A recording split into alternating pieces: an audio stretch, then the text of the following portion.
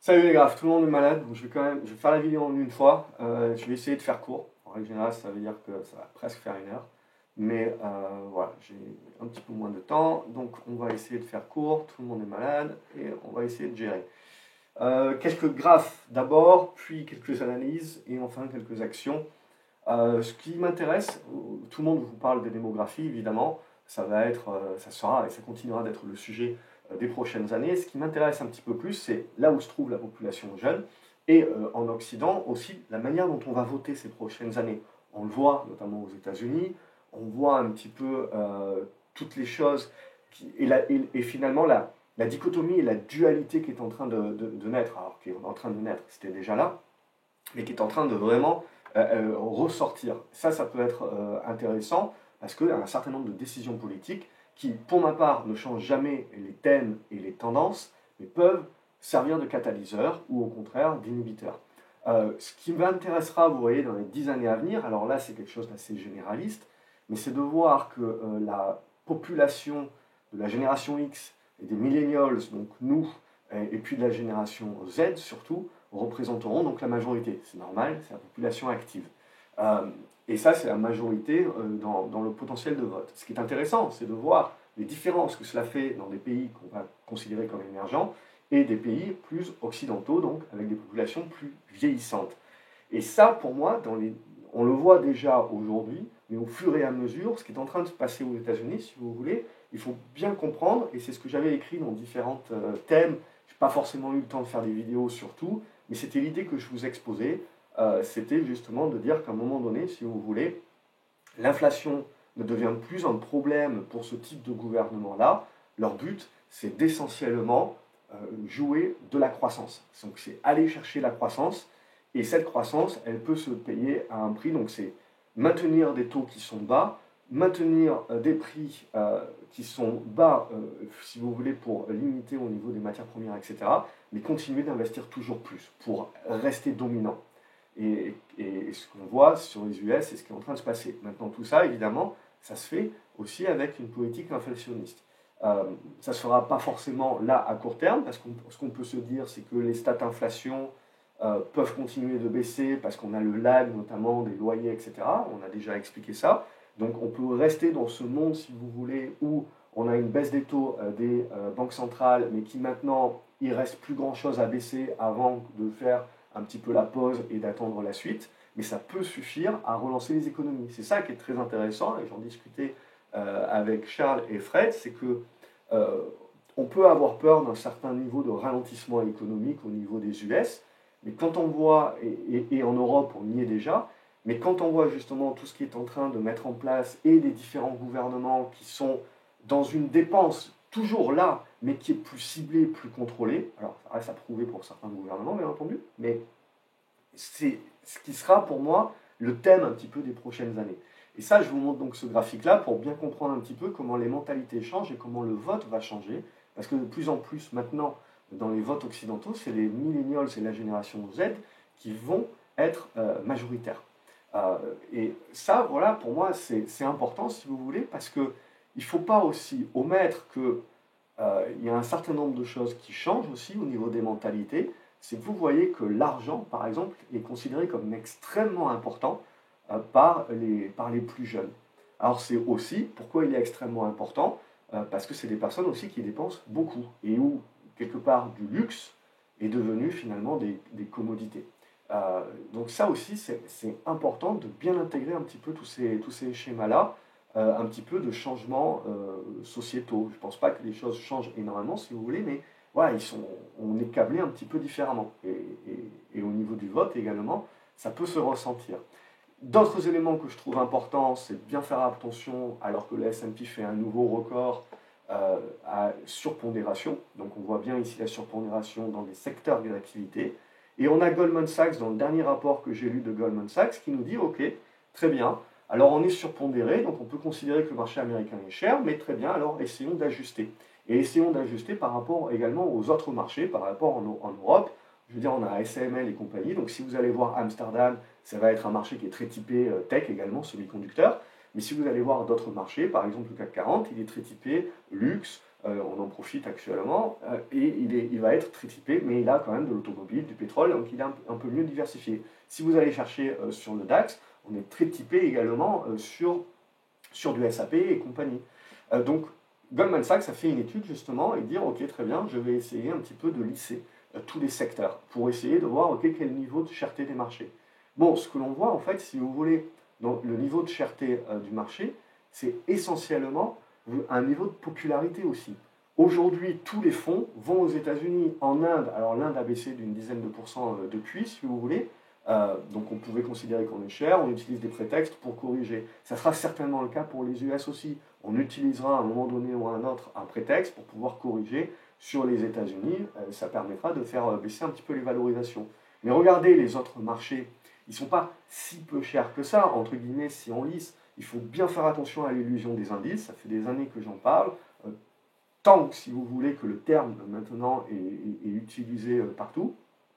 Et ça, voilà, c'est ça pour moi qui est important. Donc je dirais qu'il il faut faire attention, si vous voulez, à avoir trop un thème de dire les marchés sont surachetés, etc. C'est aussi une question de popularité. Et c'est une question de pognon. À un moment donné, si vous voulez, quand il y a beaucoup de pognon, et regardez aux États-Unis, un petit peu au niveau des fonds de pension, quand vous avez tant de pognon que ça, il doit se placer quelque part, de toute manière. Alors les fonds de pension, si vous voulez, on va souvent critiquer et dire ça ne bat pas, ça ne bat pas, alors que j'avais le micro qui était un petit peu dans les choux, voilà, ça ne bat pas les marchés, etc. Mais ce n'est pas leur objectif. Un fonds de pension, si vous voulez, il doit avoir une stratégie qui est plus ou moins équilibrée pour pouvoir aller chercher de la perf un petit peu sur les actions, mais aussi avoir pas mal d'obligataires. Donc ça ne sert à rien de comparer les performances de ces gars-là, si vous voulez, ils ne sont pas du tout dans la même cour et ils ne cherchent pas, si vous voulez, à retourner la moyenne du marché. Ils cherchent à retourner une sécurité. C'est comme quand vous achetez le portefeuille de Ray Dalio en mode all-weather, c'est normal que la plupart du temps, la majorité du temps, vous allez sous-performer. Mais par contre, quand il va y avoir une grosse crise, un truc, un machin, là, vous allez surperformer. Et c'est tout le but de ce portefeuille-là. C'est pour des mecs qui ont peur et qui sont OK à retourner 2-3% quand le marché en fait 8 ou 9. Mais quand le marché en fait moins 10, moins 15, ils font toujours leurs 2-3%.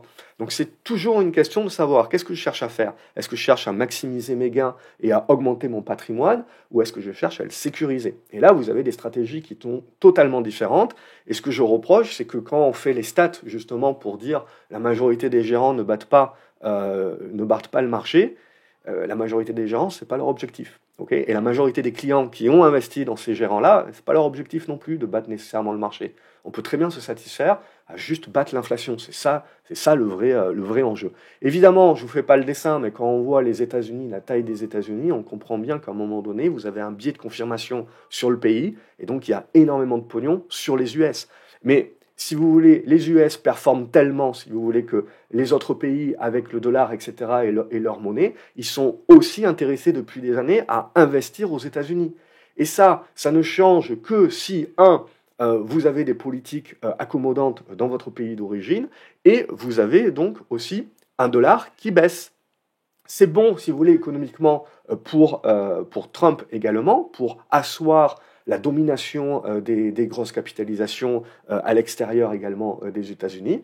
C'est bon aussi pour tous les pays qui ont une dette qui est en dollars, donc tous les pays émergents et notamment d'Asie. Ça leur permet de réduire un petit peu la pression et d'éviter une crise monétaire à un moment donné. Pardon.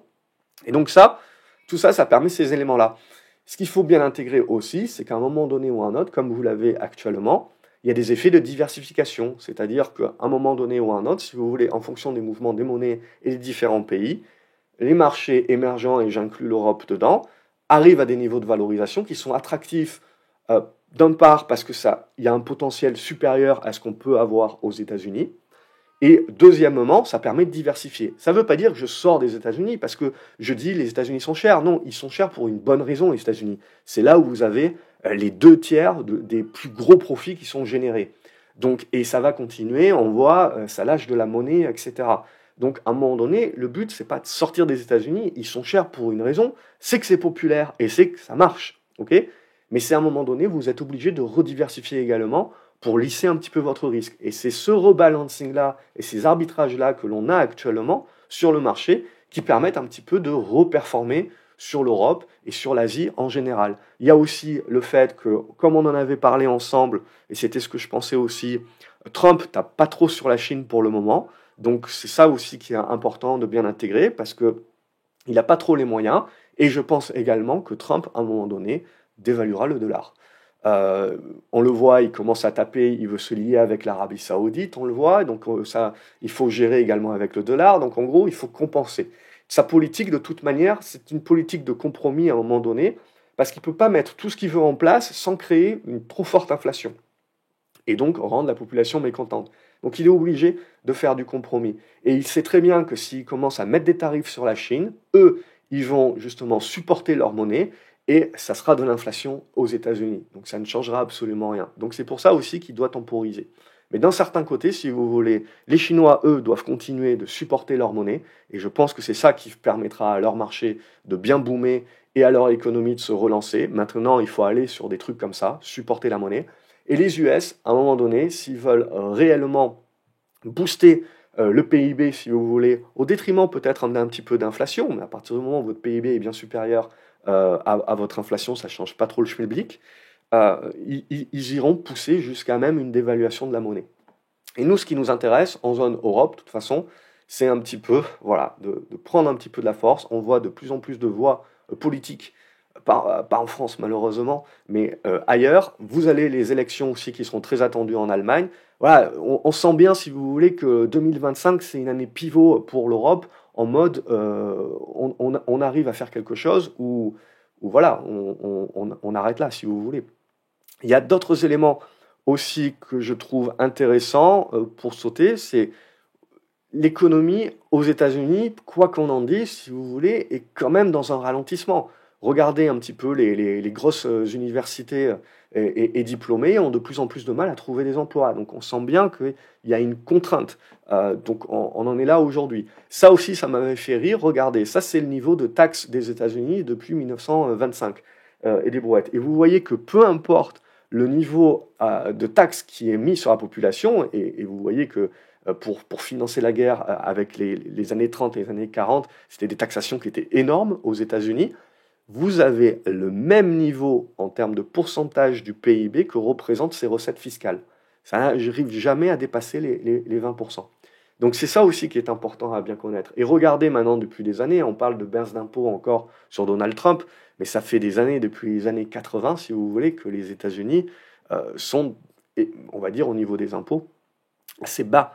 Donc ça aussi, c'est quelque chose qui a à intégrer. C'est qu'à un moment donné, si vous voulez, trop d'impôts tue l'impôt, tue vos recettes et ne vous permet pas de générer plus.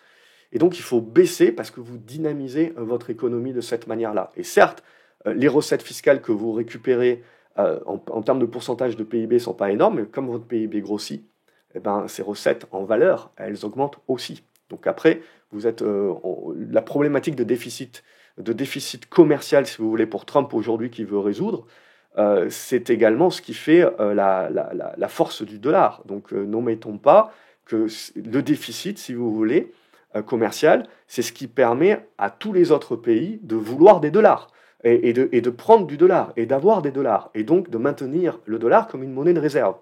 Si on veut trop taper sur le déficit commercial comme Trump veut le faire, il y a une limite, si vous voulez, mais à un moment donné, c'est aussi à accepter que le dollar est un petit peu moins présent dans les échanges, puisqu'il y a moins de déficit. Donc ça aussi, voilà, ce sont des choses qui sont à intégrer et on aura l'occasion d'en reparler. Voilà, ça c'était pour les différents graphiques que je voulais vous montrer, doucement mais sûrement. Au niveau des taux, on voit bien, si vous voulez, que Trump veut continuer de baisser les taux. Peut-être qu'à un moment donné, il cassera la machine. De toute manière, il est obligé d'attendre 2026, si vous voulez, pour pouvoir changer le Powell et mettre quelqu'un peut-être qui fera comme il voudra. Pour moi, ça crée une grosse problématique, c'est l'indépendance de la Fed, et pour moi, ça peut casser la confiance. Je vous ai toujours dit, pour moi, ce marché continue de tenir parce qu'il y a énormément de pognon, si vous voulez, et il doit se placer. Mais à un moment donné, il ne faut pas toucher à la confiance. Il ne faut pas toucher à la confiance, notamment dans les banques centrales. Ça, c'est quelque chose qui a été construit avec le temps, et surtout à partir des années 2008-2009. C'est vraiment la confiance que l'on a. Alors tout le monde critique toujours les banques centrales en mode elles se trompent, elles réagissent pas suffisamment vite ou trop tard, etc. Pour l'instant, moi, depuis le Covid, honnêtement, tout ce que j'ai vu, c'est du très bon boulot. Et là, honnêtement, on le voit bien, on est dans un atterrissage en douceur au niveau de l'inflation qui va continuer de se résorber. La grosse question, c'est à horizon 1 an, qu'est-ce qui va être créé, si vous voulez, par les politiques?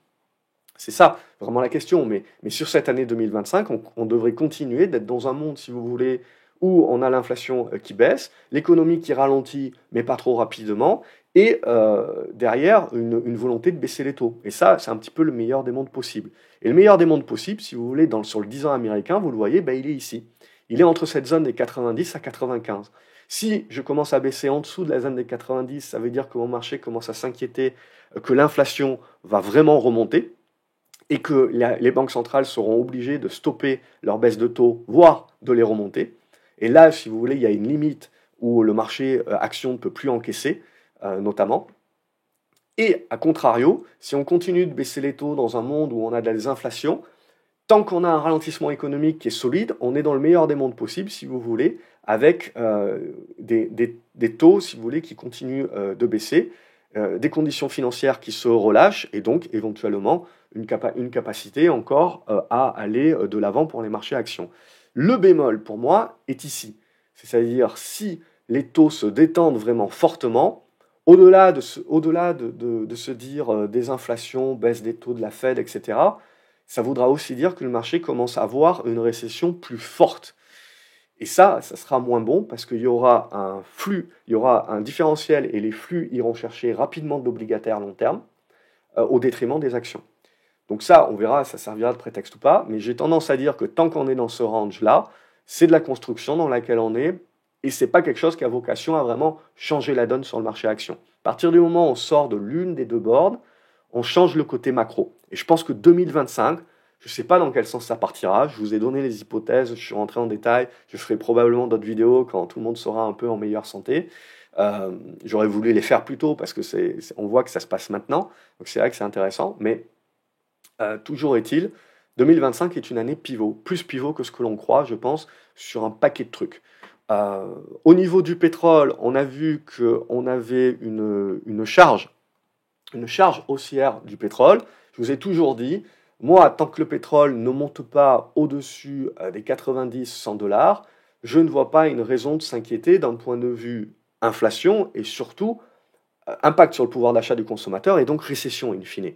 Si vous avez le pétrole qui explose au-delà des 90-100 $, certes, dans un premier temps, on va se dire super, c'est bon pour les profits, drill baby, très bien. Mais au bout d'un moment, si vous voulez, on commencera à vraiment s'inquiéter sur l'impact que ça peut avoir sur l'économie. Pour l'instant, on le voit, on a la consolidation qui va bien. Trump nous explique qu'il veut faire copain-copain avec l'Arabie Saoudite, qui veulent investir aussi et se diversifier. Bon, tout ça, si vous voulez, c'est des raisons géopolitiques. On est en train de jouer tous ces éléments. Mais d'un point de vue purement graphique, on est allé chercher l'oblique, on revient chercher la médiane. Pour l'instant, c'est toujours haussier. On n'a pas changé la donne, c'est une consolidation. Et si je nettoie un petit peu mon graphique, parce que je m'en sers toujours pour expliquer des choses, c'est pour ça qu'il y a beaucoup de traits, il y a toujours des gens dans les commentaires qui disent il y a beaucoup de traits, etc. Oui, mais j'explique beaucoup de choses. Donc c'est pour ça qu'il y a aussi beaucoup de traits. Et quelque part, si vous voulez, j'ai un élément graphique sur ma plateforme, j'ai un élément graphique qui est là pour faire les vidéos, pour vous expliquer les choses, et puis après j'ai mon élément graphique à moi, personnel, pour mon trading, où là je suis beaucoup plus épuré au niveau de mes trucs. Donc voilà, ça pour moi c'est toujours une configuration où on reste dans le haut de la figure, où j'ai toujours envie de croire à la cassure haussière. Alors pourquoi on casserait par le haut ? Un retour de la Chine, éventuellement, comme on l'a dit, il renforce un petit peu le yuan, une dévaluation du dollar, on le voit, une volonté en fait de consommer plus, parce que même si on dit drill, etc., où on se dit, en gros, on va augmenter l'offre, mais la question maintenant, c'est la demande. Au-delà de l'offre, si vous voulez, où on se dit, les mecs, ils vont mettre encore plus sur le marché, il faut que la demande augmente pour pouvoir l'absorber, sinon, en effet, on est plutôt baissier sur le pétrole. Graphiquement, aujourd'hui, je ne vois pas de baisse à l'horizon. Je vois plutôt une volonté haussière au niveau des matières premières, etc. Donc ça, voilà, c'est un environnement que je regarde. Pour l'instant, le biais reste haussier sur le pétrole. On peut aussi se dire, parce qu'il ne faut pas oublier la géopolitique, l'Arabie Saoudite, etc., c'est le Moyen-Orient. C'est pas parce qu'aujourd'hui, on fait une trêve à Gaza, etc., qu'Israël, on a forcément terminé. On sait très bien, pas plus tard qu'il y a 2 jours, je lisais encore un rapport de Marines qui expliquait qu'en gros, ils pensent que Israël est pas loin de vouloir taper encore sur les installations nucléaires en Iran. Ils ont un genou à terre, si vous voulez, pourquoi pas un petit peu achever le truc et essayer de créer une nouvelle révolution en Iran politique pour un petit peu changer la donne. C'est tout l'enjeu. Donc il faut également garder ça sur la planche comme étant des éléments qui peuvent éventuellement embraser. Mais jusqu'à présent, honnêtement, avec tout ce qui s'est passé, avec tout ce que l'on a sur la table, etc., pétrole à 78 dollars, bon, c'est pas non plus, la fin du monde. Ok, donc c'est ça qui est important de comprendre aussi, c'est que pour l'instant, le pétrole, même s'il remonte là sur son oblique, il a quand même super bien absorbé les trucs. Par contre, voilà, je ne sais pas si j'ai les bons volumes sur PRT, mais voilà, là on voit bien le dimensionnement des volumes. C'est quand même pas négligeable ce qui est en train de se passer. Si on a le break, ça peut être quand même un tournant aussi sur 2025. Il faut pas l'omettre. Évidemment, ce qui est très intéressant, c'est le luxe, où on le voit que si on tape pas trop sur les Chinois, c'est bien. Les États-Unis, au niveau du luxe, ont pas mal été résilients. Burberry, même le dernier élève de la classe, finalement a fait moins pire. Alors c'est là où c'est très intéressant, parce qu'il y a un an, au niveau du luxe, il battait record sur record et les cours continuaient de monter, mais ils commençaient à baisser parce qu'on avait peur de la suite et de la dégradation et du ralentissement. Et maintenant, on a les valeurs du luxe qui se remettent à remonter parce qu'on fait moins pire que prévu. Donc c'est là aussi pour vous comprendre, il y a toujours des gens qui me posent des questions, ils disent « je comprends pas, les résultats sont très bons et l'action baisse ». Ou au contraire, les résultats sont mauvais mais l'action monte. C'est toujours une question de psychologie, c'est qu'est-ce qu'on avait prévu à la base. Parce que si on avait prévu très bon et que c'est très bon, c'est aligné quelque part, on l'avait déjà anticipé. Si on avait prévu très bon et que c'est très bon mais qu'on se dit « ouh là là, en termes de perspective, les patrons ils se disent « ah peut-être que ça va être moins bon dans l'avenir », on va baisser. Et si on avait prévu mauvais et que c'est moins mauvais, on fait monter les cours. Et de la même manière, si vous voulez, essayez de bien comprendre tous ces aspects-là, parce qu'aujourd'hui, toutes les remontées de valeur value, cyclique et compagnie, c'est ça que le marché est en train de jouer. Le marché est en train de jouer finalement que le pire est quelque part dans les cours, et que maintenant l'avenir, c'est peut-être à la reprise. C'est peut-être à la reprise économie, à une relance de cycle. Alors on a l'impression qu'on n'a pas réellement vécu une baisse de cycle, si vous voulez, mais on en est là aujourd'hui où les gouvernements peuvent, si vous voulez, baisser les taux un petit peu, remettre toujours du pognon. Les banques centrales, moi je pense beaucoup qu'en fait on va avoir une inversion, c'est-à-dire que les gouvernements vont continuer de dépenser énormément mais réduire leurs dépenses non utiles, et donc d'une manière générale réduire leurs dépenses, créer un petit peu d'inflation, et comme ça permet de résorber, mais il faut maintenir le PIB pour que la dette sur PIB continue de baisser, si vous voulez, sans pour autant que vous ayez beaucoup joué sur la dette, mais vous avez beaucoup joué sur l'inflation et sur la croissance du PIB. Donc votre dénominateur, si vous voulez, il devient plus petit. Et ça, pour moi, c'est ce que les États-Unis font. Je pense que également tous les autres pays, petit à petit, vont s'y engouffrer. C'est pour ça qu'il faut bien regarder un petit peu tout ce qui est politique. On en avait parlé il y a 1 an ou 2 ans. On s'était dit 2024, 2025, 2026. Vous avez énormément de politiques et de changements politiques qui peuvent intervenir dans pas mal de pays clés. Et ça peut vous changer des tendances. Au niveau du CAC 40, regardez, non, c'est pas une biotech, non, c'est pas une valeur IA, c'est français, monsieur. Regardez, on avait la bonne congestion là, paf, ça part, c'est un indice. Mais quand vous avez un indice qui est concentré, il faut considérer ça. Et de plus en plus, je pense qu'il va falloir le considérer, c'est justement les hausses expo. Pour moi, alors on peut toujours avoir de la conso. Tout ce qui revient maintenant sur cette zone 7007, 7008, c'est du support, c'est de l'achat. Donc on peut se dire éventuellement que la semaine prochaine, on va avoir énormément d'entreprises qui vont publier des GAFAM et les valeurs du luxe. Alors, si les valeurs du luxe françaises veulent en profiter pour corriger sur des résultats qui ne seraient pas énormes, etc., ça peut nous permettre la correction. Mais ça ne veut pas dire que ça sera la fin de la tendance haussière. Parce que là, l'idée maintenant, c'est que peu importe ce qu'on va chercher dans cette zone-là, large, on est dans une volonté de retourner le marché à la hausse.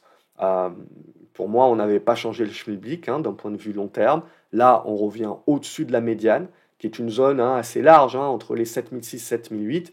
On laisse pas mal de gap derrière nous, mais à ce stade-là, si vous voulez, l'idée, ça sera plus peut-être d'utiliser la semaine prochaine ou dans 2 semaines les résultats de nos sociétés du luxe pour corriger ce mouvement, sans le remettre en cause. C'est ça que je vais vraiment regarder, qui va vraiment m'importer, c'est-à-dire de maintenir grosso modo la zone des 6006-6007 pour essayer derrière de relancer une attaque vers les 8002. Ok, donc là, on est allé chercher les 8000 points. Maintenant, on a fermé ce petit gap ici.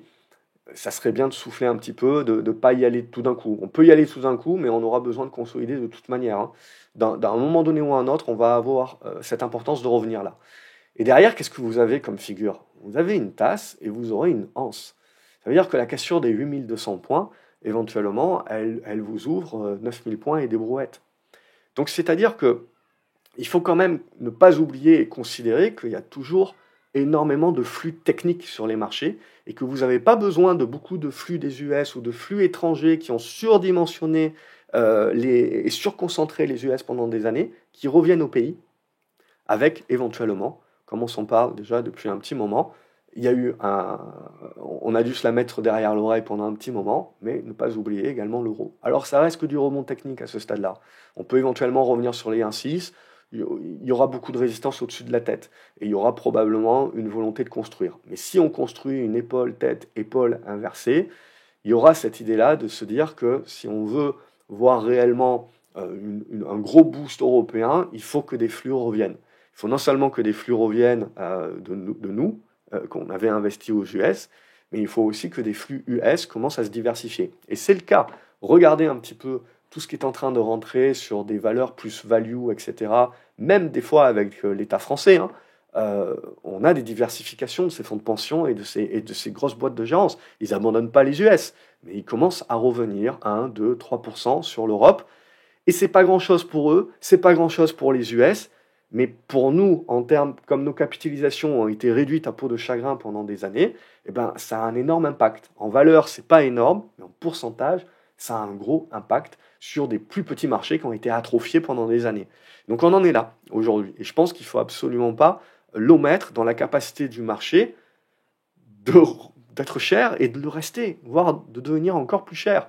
Regardez le Nasdaq. On était dans cette petite congestion ici, on recasse tout par le haut, on fait un petit gap, alors on viendra peut-être le tester, le fermer, mais maintenant qu'on est au-dessus des 21 300 points, on va essayer d'aller chercher à nouveau le plus haut au niveau des 22 100, et là, il faudra passer. Certains appelleront au double top si on commence à consolider sur cette base pour revenir là, mais voilà, ça sera trop tôt pour dire c'est un double top, etc. Ça sera un point de résistance, mais le double top, j'ai besoin de me dire, voilà, j'ai une dégradation qui se fait par la suite. Et là, je me dis, ah ouais, c'était un double top. C'est du 50-50 de dire au double top quand il a lieu. Parce que là, l'idée première, c'est de se dire, on peut aller chercher pour moi un petit peu plus haut, c'est-à-dire la zone des 22 500 points. Voilà. Et là, on l'a vu, si vous voulez, Apple a pas mal corrigé, les autres ont pas mal monté, donc vous avez juste besoin d'un petit rebond d'Apple, si vous voulez, pour permettre à l'indice de monter plus haut. Vous êtes tellement concentré sur une poignée de valeurs qu'il suffit de faire tourner un petit peu, si vous voulez, pour avoir un indice finalement qui arrive à bien tenir le coup et à absorber. Voilà, j'ai une petite méfiance là sur les US, Nasdaq, à fortiori, hein, moins sur l'Europe, mais il va falloir accepter de la volatilité, je pense. C'est voilà, cette zone des 22 100, 22 400, c'est certainement une zone qui fera résistance où on aura besoin de souffler. Et après, il faudra observer comment on souffle pour voir un petit peu la suite. Si je vais regarder maintenant, du coup, pour me dire, ok, donc qu'est-ce qui pourrait être intéressant, au niveau de mon cuivre également, je suis revenu à peu près dans une configuration que je trouve intéressante où si on parle renfort de la monnaie chinoise, etc., relance un petit peu, s'il donne maintenant que... Alors c'est intéressant parce que ça joue au poker menteur, parce que les Chinois attendaient, si vous voulez, avant de sortir le bazooka, probablement que Trump sorte le sien. Trump sort pas son bazooka en attendant que les Chinois sortent le leur, peut-être pour ensuite leur mettre plus la pression. Vous comprenez un petit peu le jeu politique dans lequel on est. Donc la Chine va continuer en fait d'y aller par morceaux, très probablement. Mais leur gros bazooka, c'est le renfort de leur monnaie. C'est accepter que leur monnaie, parce qu'ils la contrôlent, c'est accepter de laisser leur monnaie se renforcer. Et ça, évidemment, c'est pas bon pour les US. Donc voilà, c'est leur bazooka ultime, on dira. Donc voilà un petit peu où on en est au niveau du cuivre. Si on a le break aussi qui se fait, je pense que voilà, il faut commencer à jouer un petit peu. Tout ce qui est chinois, ça viendra valider. Et donc peut-être des minières cuivre. On va en reparler. Voilà, je pense que j'ai fait le topo sur ce que je voulais faire, sur ce dont je voulais faire le topo. Et on va passer à quelques actions.